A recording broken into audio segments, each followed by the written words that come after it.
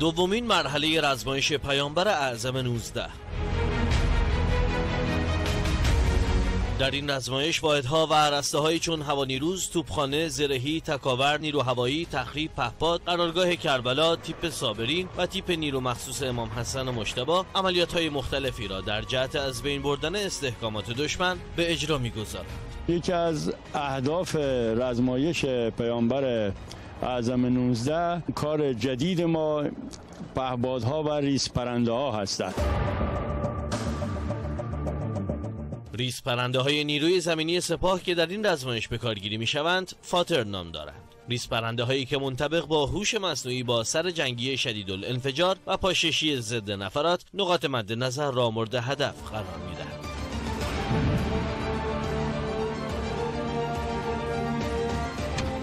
فرسزن داریم، هم پهپاد تهاجمی داریم، هم پهپاد نقطه‌ای داریم که اینا بر علیه سنگرهای دشمن، بر علیه نفرات دشمن، بر علیه مراکز فرماندهی و کنترل دشمن اهداف خودشون رو در اصل اینها منهدم میکنن.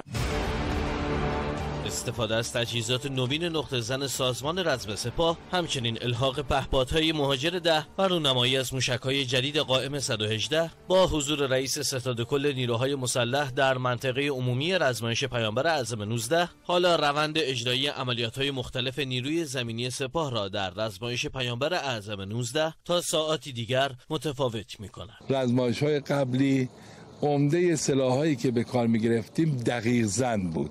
اون دقیق زنها رو ما به نقطه زن تبدیل کردیم. امروز قطعاً برای عملیات‌های شبانه تجهیزات و سلاح‌های نوینی هم در سازمان رزم نیروی زمینی سپاه ما سازماندهی کردیم که در این عملیات، در این رزمایش ما از اونها استفاده خواهیم کرد. در این رزمایش یگان‌های موشکی نیروی زمینی سپاه با استقرار در نقاط تعیین شده موشک‌های بالستیک راهبردی را در شعاع 150 کیلومتری آزمایش کردند.